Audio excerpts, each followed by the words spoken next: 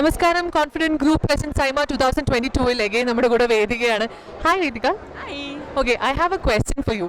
So since you have been very sweet, I thought I'll give you something very sweet. Okay, can I ask you a question? Yeah, of course. It's not like a question, it's more like your the way how you would like to answer. Okay, it's can you share an instance, a choice you made that empowered you in your life?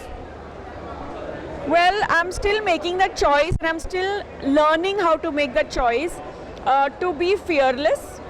I think that is one of the most important sort of changeovers that you can have in your life by becoming fearless, and I'm still trying to embrace that and trying to adapt to that. Okay, all right. So here you go. Okay. നമസ്കാരം confident group present Saima 2022 നമ്മുടെ കൂടെ ഉള്ളത് നമ്മുടെ ഏറ്റവും favourite Baburaj sir ആണ്. നമസ്കാരം sir. നമസ്കാരം. ആദ്യത്തെ സൈമയാണോ? അല്ല, രണ്ടാമത്തെ സൈമയാണ്. ഓക്കെ. ഞാൻ പേഴ്സണലി ചോദിക്കാനുള്ള ഒരു കാര്യം എന്താണെന്ന് വെച്ചാൽ ജോജി എന്ന് പറയുന്ന സിനിമയിലെ പെർഫോമൻസ് വളരെ മികച്ചതായിരുന്നു. അപ്പൊ ഇന്ന് നോമിനേഷൻസിലുണ്ട് അല്ലേ? അതെ.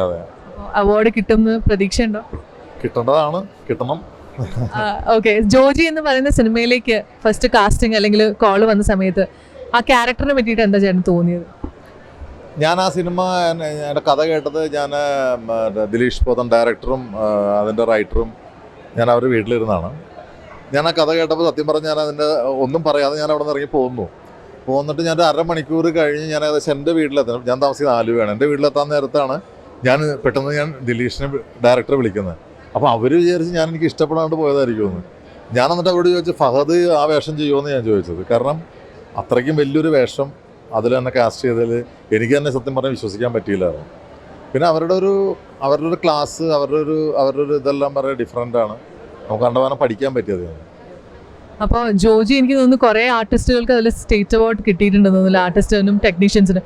അതിനുള്ള വിഷമമുണ്ടോ കിട്ടാതെ പോയത്? തീർച്ചയായിട്ടും.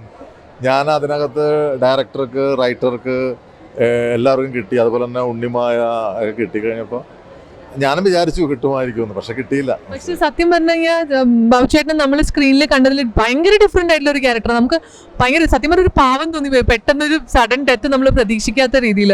അപ്പം എന്തായാലും ആൾക്കാരുടെ മനസ്സിൽ അത് ഉണ്ടാവും. സ്റ്റേറ്റ് ഒരു അവാർഡ് കിട്ടുന്നതിനെക്കാട്ടി കൂടുതൽ നമുക്കല്ലേ നമ്മുടെ മലയാളി സൈമയുടെ അവാർഡ് ഇപ്പം എനിക്ക് 2012 എനിക്ക് അവാർഡ് കിട്ടിയതാണ്. എനിക്ക് ബെസ്റ്റ് കൊമേഡിയനായിട്ട് 2013 നോമിനേഷൻ ഉണ്ടായിരുന്നു, 2014 ഉണ്ടായിരുന്നു. 2012 എനിക്ക് കിട്ടിയത് മായാമോഹിനി എന്ന് പറഞ്ഞ പടത്തിലാണ്. 2013 ഹണീബിക്കായിരുന്നു നോമിനേഷൻ.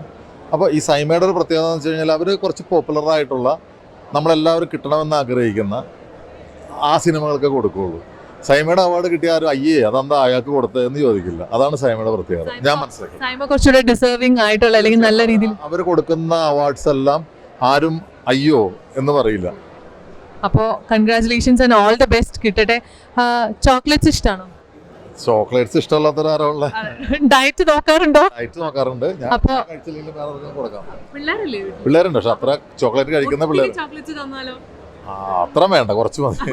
അപ്പൊ ഞാൻ ഒരു കാര്യം ചെയ്യാം, നമ്മുടെ ഗാലക്സിയുടെ ഭാഗത്തു നിന്ന് ഒരു ഹാമ്പർ ഞാൻ തരാണ് എല്ലാവരുമായിട്ട് ഇരുന്ന് ജോജിയുടെ സന്തോഷം കൂടെ ആഘോഷിക്കാൻ. ഓക്കെ. സോ